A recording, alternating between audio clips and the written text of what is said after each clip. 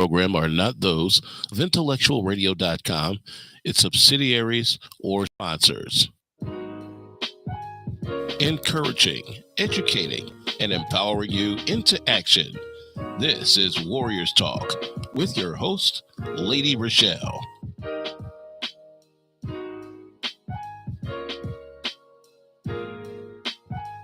Hello. Welcome to Warriors Talk with author and founder Lady Rochelle, where we move away from awareness towards action. It is Relationship Monday, and our topic for today is: Are men still the providers? Redefining gender roles in modern relationships. We are live on Intellectual Radio. We just heard from the Drive FI with Roman. Keep it locked right here on Intellectual Radio and allow us to feed your brain. On the last episode of Warriors Talk, I discussed hot topics. We talked about Beyonce mother, Tina Knowles, who reported she was diagnosed with breast cancer. And we talked about other celebrities who are jumping on board when it comes to mental illness and sharing their journeys while bringing about awareness. You can head over to YouTube and type in Intellectual Radio and stay connected for any episodes you may have missed today. The quote of the day is: Being a provider is not just about bringing home a paycheck, it's about showing up with strength, love, and consistency in every aspect of a man's life. We have one announcement today. Warriors Talk will be having our 9th annual Survivor Celebration of Reflection Gala taking place on Saturday, October 18th at the Crystal Sky Banquet Hall. Tickets will be going on sale soon. Make sure that you are ready. Get your outfits ready so you can dress to impress. We are going to celebrate survivors in a big way. Again, save the date for October 18th from 12 p.m. to 4 p.m. If you are tuned in on any form of social media, like the show, share the show, and invite someone else in on the show that you feel may benefit from this valuable information. We are so grateful for our sponsor on today. We have Pastor Michael Richardson with the Emmanuel Church of God in Christ, who has a special message for us. Greetings, I am Pastor Michael Richardson. And I am First Lady Anastasia Richardson from the Emmanuel Church of God in Christ. We're located at 3058 West Van Buren in Chicago, Illinois. We are building upon a solid foundation. We're inviting you to join us every Sunday morning on Facebook Live at Emmanuel Kojic at 10:15 Central Standard Time. And you can also view our videos on our YouTube channel at Emmanuel Kojic-MR. Once again, this is Pastor Michael Richardson and First Lady Anastasia Richardson, and we are from the Emmanuel Church of God in Christ. We are building upon a solid foundation. Co-hosting with me today is none other than the cancer activist, motivational speaker, and the founder of the Gal Foundation, Rizal Gilmore, aka The Biz. Hey, Rizal. Hey, Lady Rochelle. What's up? Whew. Cracking this mic again. Man. I love it. Seems like Relationship Monday comes so fast. But it's definitely advice that we need to get out to the people. Absolutely. I'm excited about the show today. Good or bad, we do give our experiences and something for them to live and go by. Yes.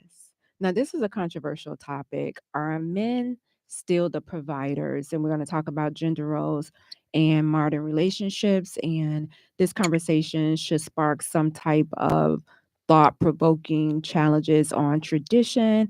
And some people may be uncomfortable with it because sometimes we could be stuck in our old ways and not wanting to move forward. And then on the other hand, you may have people to be like, I never experienced that, so that's not my role. So I just want to dive into it. First up, we have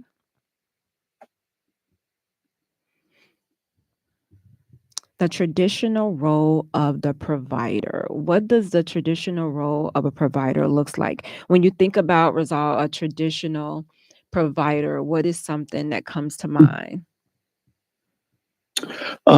First thing that come to mind is he paid I would probably say the mortgage.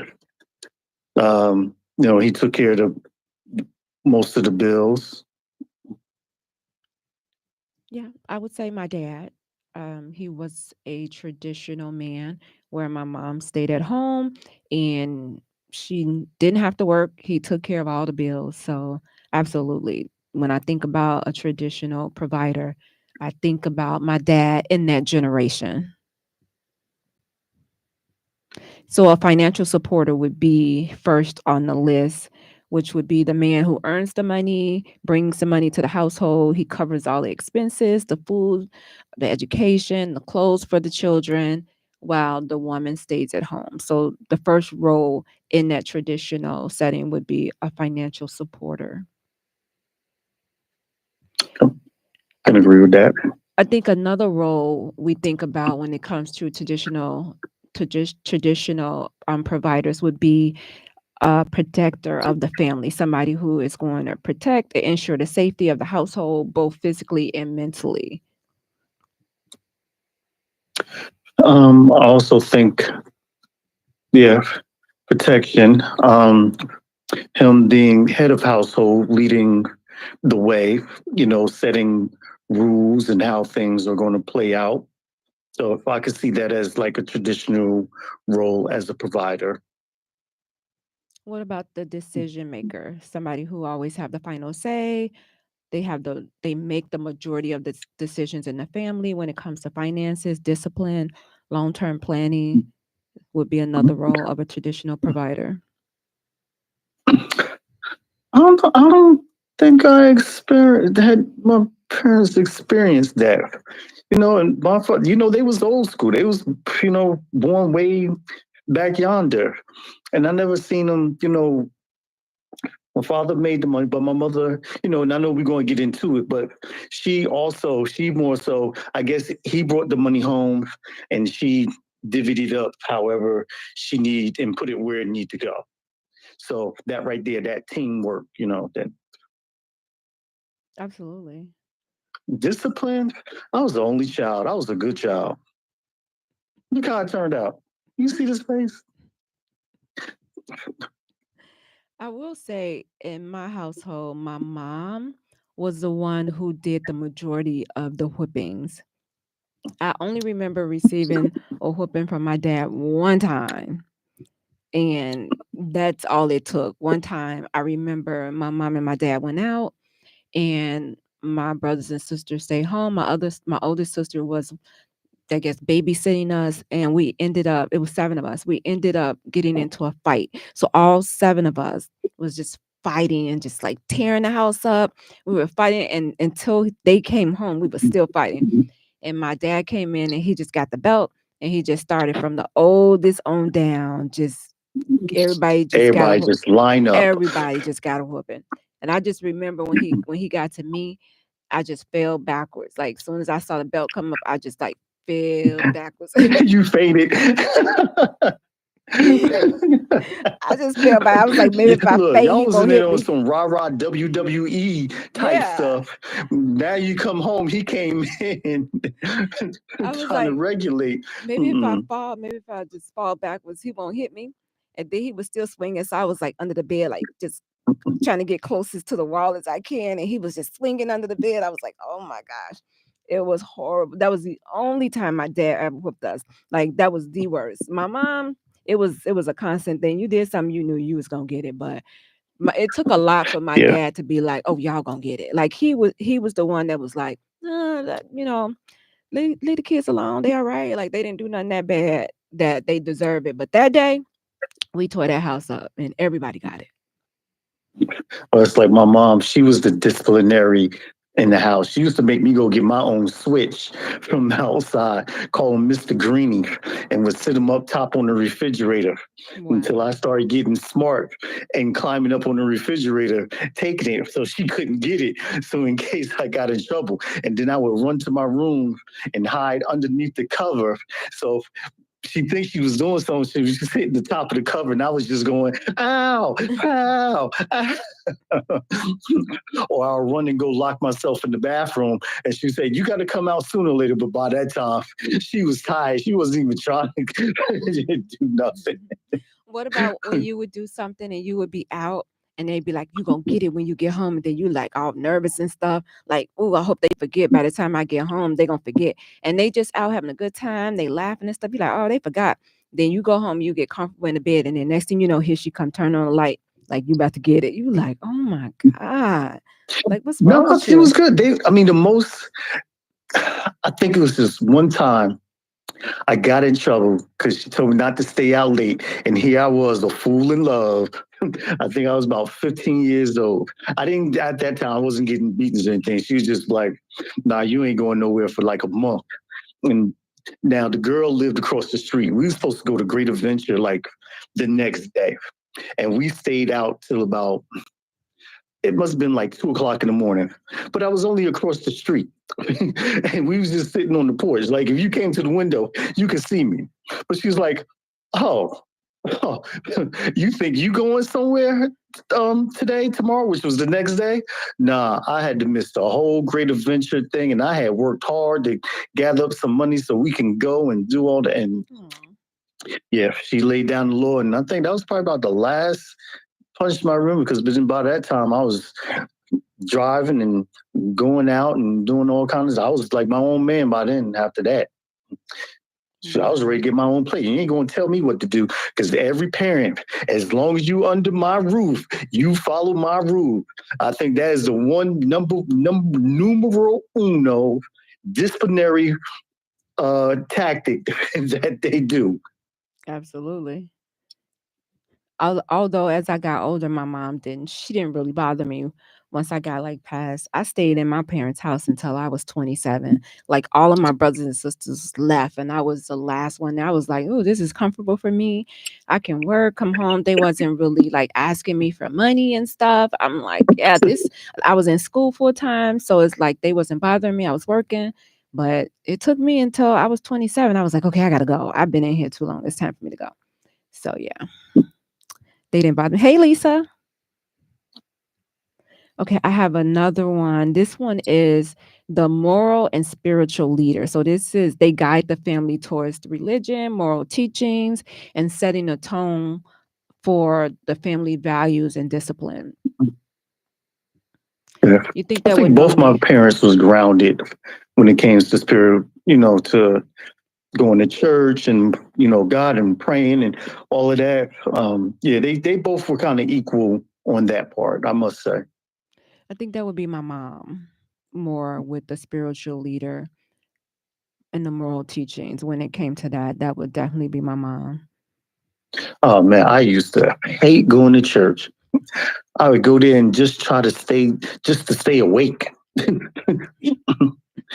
Oh my God. But I loved when first Sunday, Communion Sunday came around, because I love drinking a little grape juice in the bread. Oh. But Lord, just trying to stay awake, I would just fidget. I'd keep asking for some candy or something. Like you go to church back then, you needed a whole survival pack just to stay woke. They didn't have It was children's crazy church. back then. Y'all didn't have children's church. Mm-mm. Oh. Oh, they kept us so busy. Yeah, we stayed. Look, and then I had to go beforehand. I had to go to Sunday school. So now I'm in there extra early beforehand at Sunday school, and then got to go to the main church and then stay. Like, oh, why, Mama? Why? And then I got with a little click in there. Oh, that was the worst thing. That was the worst thing. Wow, that was a reason for you to go. No. No. You don't understand. That's how it all started. It was the preacher's son. You know how they say the preacher's son is the biggest devil in the church? Lord, that is so true. That is so true. It must have been about 4 of us. Let me tell you what happened. What happened? We used to go downstairs and rummage through the people's pockets to find their car keys. What? And while church was going on, we would take their car. Yes, we would take their car and go for a joyride and come back and park it in the same spot that it was parked in. Wow.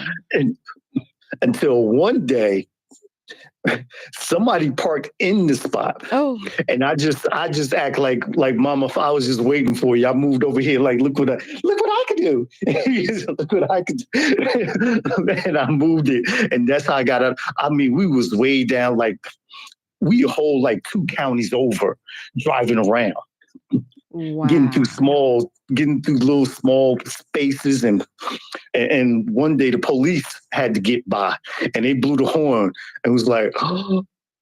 If you ever seen Garfield and Odie, our eyes got so big, but they passed by because if they were asked for some identification, we was done. It was though. I wouldn't even probably be even talking to you right now. Oh I still feel the sting of that whooping right now. Y'all was really taking a chance. Wow. Like I said, yeah, we was doing all kind of things. That was bold. Whew. All right. And my number 5, when it comes to the traditional role of a provider, is the person who teaches you hard work and is a role model when it comes to demonstrating work ethics, responsibility, integrity as an example for you as a child. And I would definitely say my father was the one who demonstrated like the work ethic because he worked outside of the home, although my mom was like the homemaker inside. So of course she did the work inside, but as far as like manual work outside, that would have been my dad. Like he worked, I don't care what the weather was, because he drove a garbage truck. So he had to be out there when it was cold, snowy, hot, rainy, it didn't matter. He was out there. He never missed any days off work.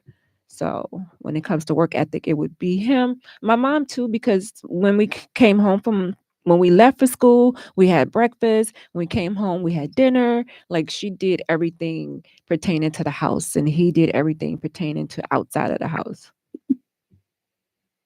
Okay. Like I said, both of my parents, they kept things up. I know my father would get up early. He would work every single day. Mom, she would go in at night and take care of the house during the day. So it was an equal, kind of almost like the equal type of thing. My father, he would cook. He would do his thing. He would love making soup and stuff or cooking on the grill, which that's probably where I get it from now because I love cooking on the grill. But mom she was a hard worker too.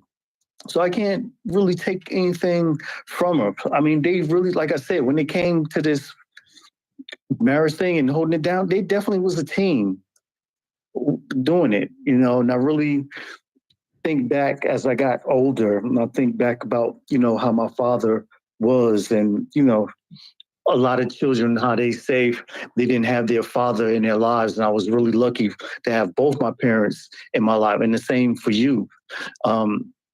But still, anybody can turn out how they want to turn out. You don't let the streets or people dictate like who you are. And I realized that also later on down the line because I was trying to be something that I wasn't. I was like, man, I got both my parents. I don't live or I can't relate to how these other kids who keep saying that's out here hustling. It's no need for me to do that. I got a job. I do X, Y, and Z. They love me. My family loves. So, yes, let me just cut this out right now. So, yeah, I learned some lessons as I got older. And then that's how it happens. Exactly. Yes, Lisa. Lisa's like, she don't want to be at church all day. She said she also got put out of Bible class because she couldn't stop laughing. How you get kicked out of Bible class? What was you doing, Lisa? What was you laughing at? No. What was going on, Lisa? Number 2, when it comes to are men still the provider? This is the rise of the female breadwinner. So we know that more women are working outside of the home. A lot of them do out-earn men. They're leading businesses while supporting the household as well. Some men may feel threatened. Other men may embrace it. And so my question is a man less of a man if his woman makes more money than him? Not at all. Not at all.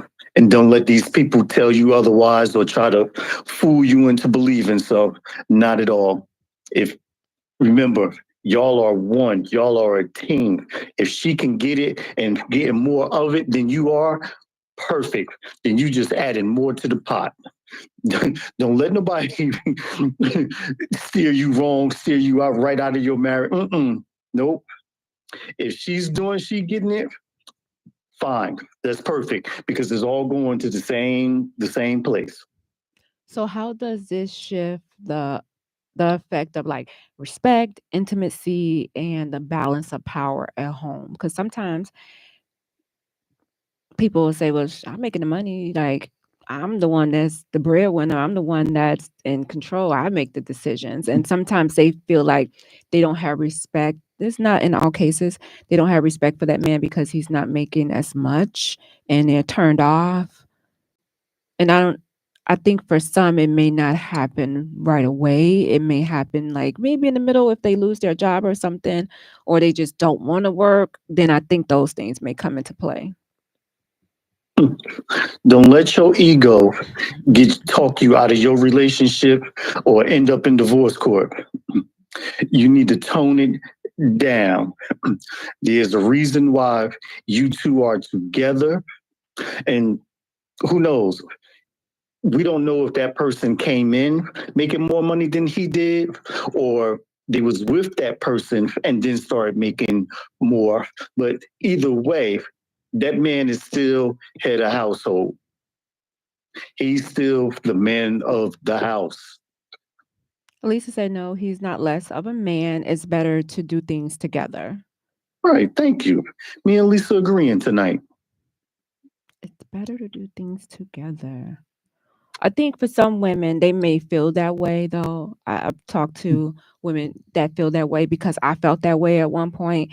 It's like, oh God, you're not working, you're not bringing in what you should do. Like you're not doing those things that a provider does. So you do the respect, and you do start to lose respect, and you like the intimacy comes along with that, and it's like I can't be intimate with someone who's not doing those things because they play a role. It does play a Well, role. So I've been there. what if he's having like a rough spot where he's like trying to find himself or he's trying to make his next move? Because if we're married or, we're in a relationship, if I got it, I'm going to hold it down until you get to where I am. And if you got, and vice versa of what I just said, that's how it's supposed to be. It may take a minute, but you should never feel like he's just, well, I pray because sometimes it do happen. There's a percentage in there that he is, trying to get himself back to where he was to actually be further than what he was, to help you guys move forward even better off than where you was from the start. So maybe he's just trying to find the direction that he needs to go in. Maybe he's trying to find his passion that he loves because he's at a job that he can't be at because it is just too challenging for him, whether it's the people, the boss. Maybe he need to, it's a lot that goes in tail with that. So if she's holding it down, hold it down until he gets there. Because I'm quite sure when he get on his feet, he's going to do the same for you. He's going to get back to holding it down. And y'all can hold it down together. Baby, I'm gonna need you to do that on your own time, okay? Like if you're not ready, you're not ready. I'm talking about somebody who was not ready from the beginning. You coming in the door not ready, and we get together and you struggling the whole time. Not someone who was doing it and then all of a sudden maybe they had an injury or something happened to where they lost their job. Not those type of people. This is somebody who was struggling and was continue to struggle, and it's like, okay, let me take a step back so that you can get yourself together before you try to be one with somebody else.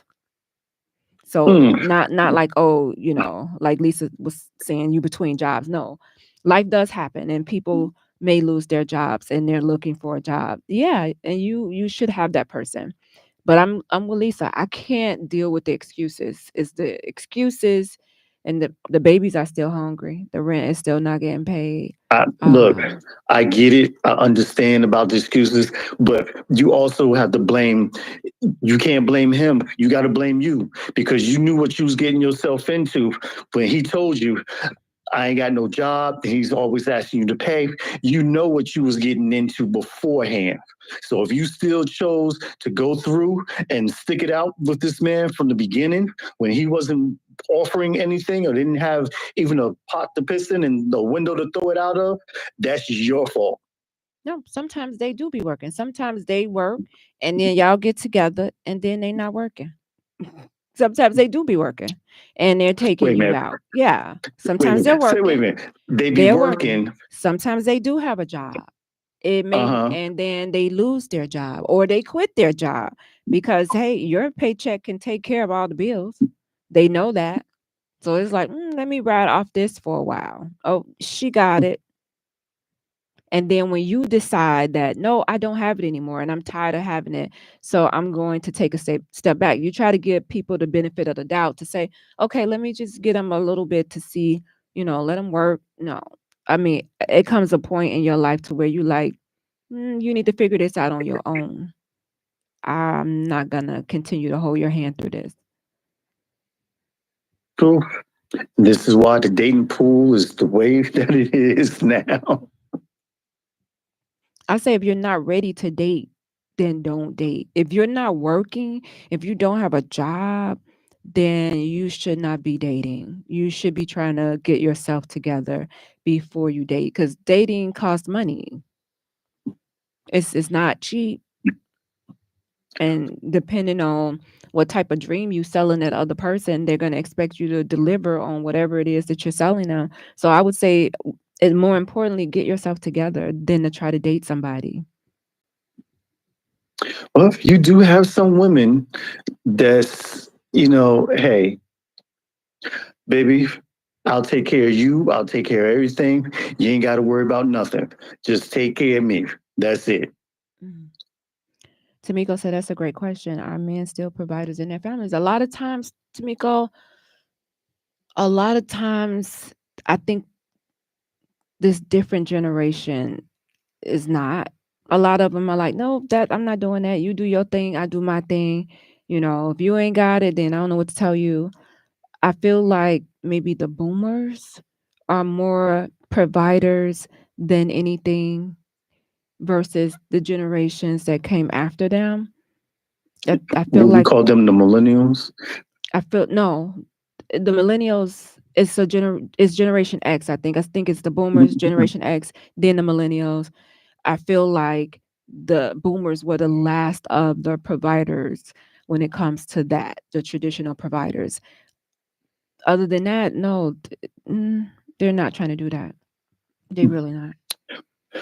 And mm, and I I feel think anything after 19, I think anything before 2000, get it. And I think anything after that, it's like, wow, why are we living in you got this? to put your hands Right. on you. Feel like, what happened? Where did we go wrong? What was?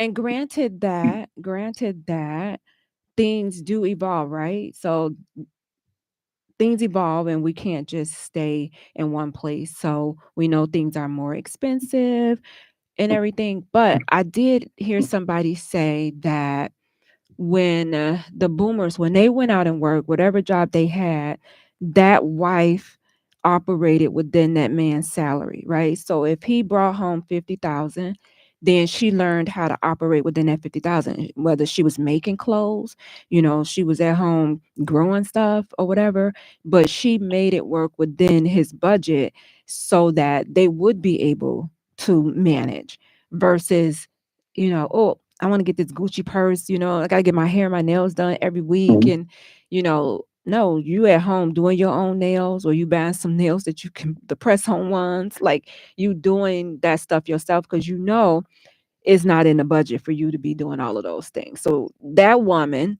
was able to work within that man's budget so that they was able to make it and have just one person working. But I feel But like also, if everything was more affordable, where you can have one person, working. Shoot, look, you got to take out a loan just to buy eggs nowadays. just don't eat eggs. They're gross. That's just my choice. Just they gross. Don't eat that. Don't eat it. Tamiko said it's a generational issue, right? It is. I really feel like it's a generational issue because that woman was able to, whatever that salary was of that man, she was able to make it work within that Sure. salary. But I feel like, Rizal, because a lot of us women are out working, right? On that, we're working, we have education, and so we're able to get these things for ourselves before we connect with a partner. So then when we get with this partner, we're used to having these things.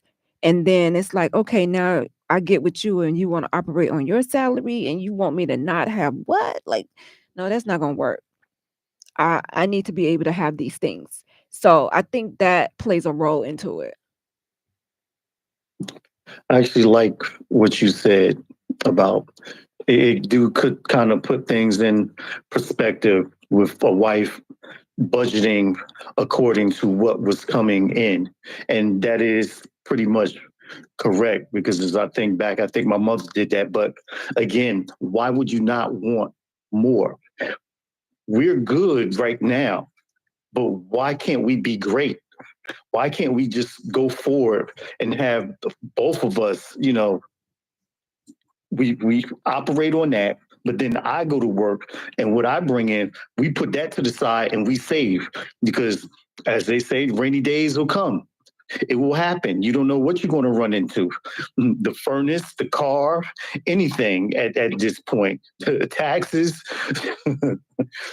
eggs. True. Lisa said, you are correct. There are women willing to take care of their mate. I believe it because they don't feel they can do better. Ooh. Well, Lisa, if they haven't seen better, Lisa said they're not going to want to do better. You're correct. You put people in a box with 9 millionaires. I can guarantee you will be the 10th. It's the same scenario with if you haven't seen better, you're not going to do better. But once you know better, you do better. Lisa said, I believe it's because they don't feel they can do better. Wow. Oh, that's heavy. Lisa, close your ears. She about to get you. Wow. No. Wow. I think as women, we settle a lot. We settle a lot. And I think we settle because a lot of times we feel like we can change, upgrade this man to make them better, to make them fit. And a lot of times as women, we're willing to work with a person. Like we're willing to work with your shortcomings. So a lot of times we will settle. We will settle because we're willing to put in the work. But that's heavy. That's heavy. Oh God. How many of y'all out there settling right now? How many of y'all out there settling right now? Or have at one point settled and like, oh, I'm just gonna stay. And I've done it. And then I woke up. And once I woke up, it wasn't nothing that man could tell me. I was out of there. I was mentally, I was up. Physically, I'm like, okay, let me gather myself. And then I was gone. Wasn't nothing that person could tell me after that. Tamiko said, yes, I agree. Put your earnings together and one of you save for a rainy day. Ahead, great thoughts. Okay. Why can't I read that? You save for many rainy days ahead. Great thoughts on the subject matter. So how many people can actually do that though? Tamiko, when we think about it, you have two people working. How hard is it to put that one salary to the side and say, we're not going to touch this. We're just going to live off of this salary, even half of it. We're going to put half of your salary in the bank and we're going to live off the rest. I think a lot of times because we competing with the Joneses, we're not able to do that. But it would be great so that you can take nice vacations, so you can get some rental property, so you can have that summer home, so you can send your kids to college and they don't have to be in debt. We're so busy working against each other, and we forget that we're a team. We're one. So if you're bringing in money, it's going to benefit the both of us. If you're spending more money than we're bringing in, it's going to affect the both of us. I think sometimes we forget that we work as a team. It's not me, it's us. Well, I think one thing, if you see Keisha got the Louis purse now, and as me growing up, times that I saw, it was Coach, Dunian Burke, Liz Taylor. Those was the top brand names, back then. But as time, went on, it changed. And I understand it's going to change. There's always going to be something more, something better, for something coming out. But like you said, we try to keep up with the latest fashion. We listen to it in the music. We watch it in videos. We see it on TV. And it's like, oh, we got to get it. So that savings now is going in, as like you said, trying to keep up with the Joneses, or just trying to keep up with the times. A lot of remodeling. We're not thinking about, oh, let me buy a second property and I can rent that out. We're not thinking that way. We're thinking for the now moment. We're not thinking for those rainy days anymore. Absolutely true. Wanda B says some women feel if you expect them to work as well, you no longer get full provider status. Wow. Women then felt we are not going to work within the budget if they are providing as well. So if they providing money, they're like, why we got to work within the budget when I'm contributing as well? We got money. So they feel they deserve things because they are contributing as well. So because Wanda B, it sounds like if now that you making money, you bringing money into the house, you can go ahead and be like, well, I'm working, so I can go ahead and get that Louis Vuitton purse because it's with my money. Flag on the play. You are definitely out of bounds on that. I get it. I understand it. But you ain't part of the team no more now. You drifting off to the side. The key word you said was team. So I'm for one agree with you no longer have full provider status. If my salary is contributing to paying these bills, right? If you can't do this every single month without my money, then you don't have provider status. Guess what? I'm the provider too. You the provider, and I'm the provider. You don't get full provider status in the household. You don't. Well, it sounds like a court case. Like I went for full custody. God and said, we had to split it down the middle. What is going on God here? said for the man to be the head, right? The woman is we to help me. We just to help. He didn't say you help 50-50, or he would have said y'all partners. He said help the man. You are to help him. But now it's like instead of just helping, being able to be in our femininity, our feminine role. Like we can't even be feminine because we're having to operate in our masculinity, working, then coming home, trying to be feminine, cleaning, taking care of the kids. Then now you want to touch me. And like, really? It's a lot.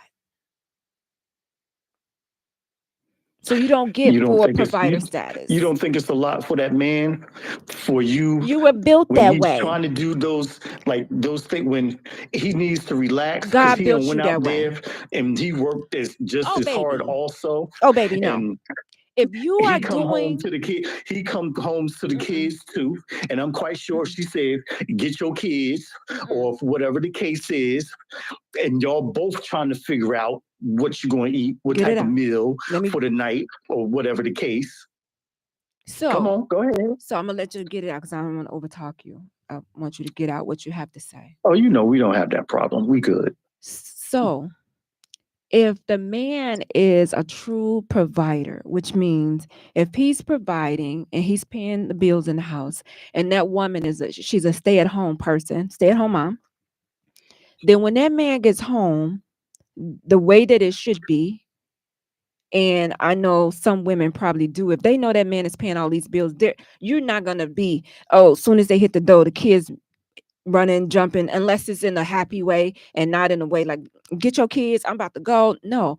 All right, get daddy 30 minutes so he can decompress his day. Y'all don't touch him. Don't say nothing to him. Let him do what he has to do. And you have everything in order because you have the time to do those things. You have the time to care for yourself, to pamper yourself, to do those things in the household, to make sure the kids are taken care of before he hits the door. You have time to do those things. Now I'm in traffic. I'm rushing home, trying to hurry up and get home before you. I got to stop at the store and get some stuff. Now I got to go. The kids needs this. By the time I get home, ninja. No, ninja. I'm not. No. So I can't operate. I can't give you my full attention like I would want to, like I was created to, because I'm operating in my masculinity role outside of the house. And granted, right now, a lot of people can't afford it. You need, because of the way we're set up to want things, material things, we have to have, we want to have two people working, two incomes coming in so that we can have these things that we want, right? You don't have to. Those are things that you want. It's not a need. Those are things that you want. Can you operate off a $50,000 salary with a household? Yes, you can. You have to work within your means, right? The rent is paid. We got food. Everybody's healthy. Got clean clothes. So how can you work within your means? Okay, let's start with the rent. First off, if you're trying to rent a place, they want you to make 3 times the rent. That right there is about $6,000, and I'm just basing it if you're getting at least a 3, it's at least $2,000. So right there, you got to be making at least $75,000 just to be able to rent a place, not even own. So $75,000 a year. So you're talking one person being able to show that. So $50,000 don't even work for people anymore, and this is why men and whoever, like, we need help. This is why we need to team up so we can conquer these things. See, that's and the that's thing. Just the rent. That's the thing. You said the magic word. We need help. Team. We need help. No, you said we need help. So we both need help. Yeah, you know what? I'm gonna say this, and people may get mad, and women are doing it without the help. We're doing it without the help. Before you step into the picture, we're already doing it. Somehow we managed to get our nails and hair done. The kids, the clothes are clean. They're in extracurricular activities. The women are doing it. They're doing it. Some. The majority of us are doing it. Not all. Trust and believe. There are women out there that every week they are making their rounds, making their calls. That's extra. And getting whatever money that they can to help add to the money that they need. And they telling the same sad sob story to every single guy. I need help with this. I need help with that. The majority of the women are doing it without that additional help. They're already doing it. They're doing it. So when a man comes in and he's adding to that, that's in addition to what's happening. I'm already carrying this load. So if you decide that, oh, this load's too heavy for me, I don't want to carry this load, I'm going to go, then guess what?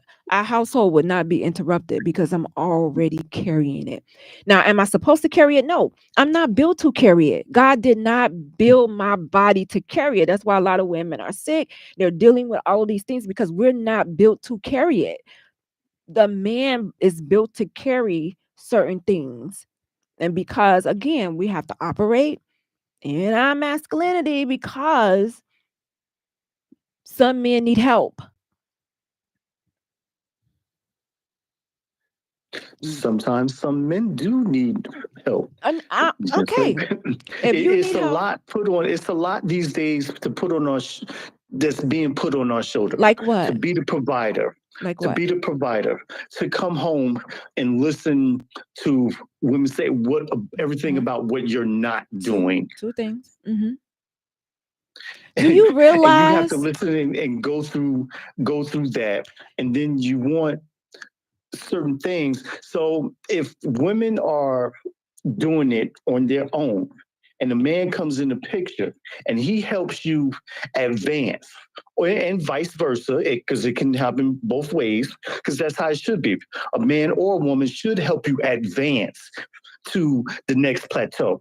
So you're not no longer doing it been doing it by yourself now, because y'all two have both escalated to a whole nother level that you were not on before. Since he came in that picture, you were just getting by.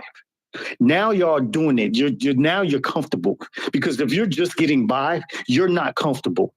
You are busting your butt and you're mad at the world because you have to go through that, versus now the man is there or the woman is there or whoever, they're helping you. There's some type of ease and a little bit of comfortability now where you can sit back and be like, boom, my partner, he here or she here, they got it.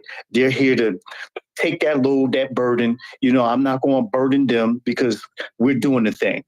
Instead of a 2-bedroom, we now got a 3-bedroom. The kids is good. The food is on the table and the chickens is laying eggs. So we are good. Two is better than one. But if I'm already carrying the load and then you come in, yeah, it makes the load a little heavier. I mean, a little lighter, but the load has already been carried.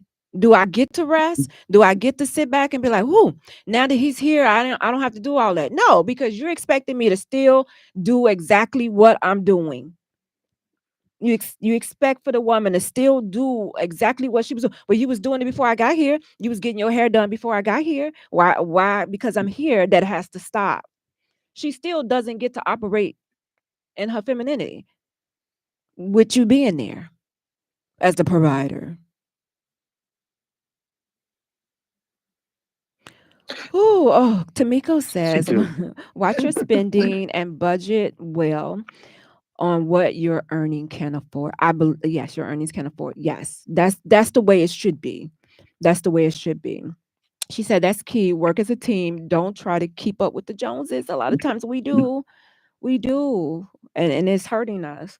Lisa says we forfeit saying and raising a generation and saving. We forfeit saving and raising a generation of kids who think they deserve everything. Ooh, this is so true. They ask for it, and the family is suffering. That entitlement. I agree with that. Because you want to give them everything that you didn't have, and we're spoiling them. And they act like we owe them something, and it's not true. So yes, we are raising a generation that's just, it's horrible. It's horrible. I think they think they deserve everything. I think sometimes men get mad when women say she wants a man on her level, especially when it comes to financially. If I'm making $100,000 a year, I want a man making $100,000 a year so we can come together. They like, why you got to sell it for you? You don't need a man making that. You could get with a man making $50,000 a year. That's a man with a good job. Yeah, but I'm making $100,000. Why can't I have someone that's making exactly what I'm making? So when we do come together, guess what? Yeah, it's going to be even better. My load may be even a little lighter, But they make women feel like, no, you shouldn't ask for that. You should settle for a man making half of what you're making because it's a man, because you have a man. Be happy that you have a man. Come on, Ninja. Come on. If I'm making it, if I'm on that level already, then why can I ask for somebody or expect for somebody to be on that same level? Why do I have to be like, oh, well, let me just settle for him? He working at McDonald's. It's nothing wrong with working at McDonald's. No, it's not. It's not. He's working. But if that's not what I want, and I want someone making equal to what I'm making, then why can't I have that? Stop telling women that they don't deserve it. Stop telling women that they should settle for the man making half that just to have a man, because it's a man shortage out here. It's not a shortage of men. It's just a shortage of good men. It's just a shortage of good men doing the right thing. You can't do that. Just remember, that's a preference. If that's what you want, see, one thing, you should always write down what you want. If that's what you want, God, I want a man that's making $100,000. I want a man that's 6 feet or whatever. Make sure that it's on your list, and then don't settle. That is your preference of what you want in your man. Other women will say, hey, you know what? He making 50,000, but I can make this work. And we gonna make it, and we gonna go ahead and do that. So whether you think that you should have somebody equal, that's your preference if you want to find somebody equal. And they'll probably say good luck with that, because it is hard out there to find people that's on the level of what you want them to be. Sometimes you might have to bend a little bit. You might have to give a little bit. But if that's what you want, you should always get what you want. Because you're never going to be happy when it comes down to it. I need light. It's getting dark. All right. So we're wrapping up this show. I didn't even get through half of the points I have, but are men still the providers? Rizal, what words of wisdom do you have for the people? I didn't even think of anything because we were so deep into this whole thing. But as I always say, I feel like Charlemagne with this. As Uncle Rizzy always say, stop trying to change the people, because they are going to be who they are. Women try to change men thinking that they can do it, and men always hope that the woman will never change. And that's the truth. My words of wisdom are, in a world where roles are evolving, a man who provides emotionally, mentally, spiritually is just as valuable as a man who provides financially. So join me next Monday right here at 6 p.m. on Intellectual Radio. As always, thank you for tuning in to Warriors Talk with author and founder Lady Rochelle. Co-hosting with me today is Rizal, a.k.a. The Biz. Warriors Talk is changing lives one warrior at a time. Thank you for listening to this week's edition of Warriors Talk with Lady Rochelle. To find out more about Warriors Talk, follow at Warriors Talk, the number 1, on all social media outlets, and Warriors Talk with Lady Rochelle on YouTube. Please join us next week and every Monday evening at 6 p.m. Central Standard Time on IntellectualRadio.com for Warriors Talk with Lady Rochelle, where we encourage, educate, and empower you into action.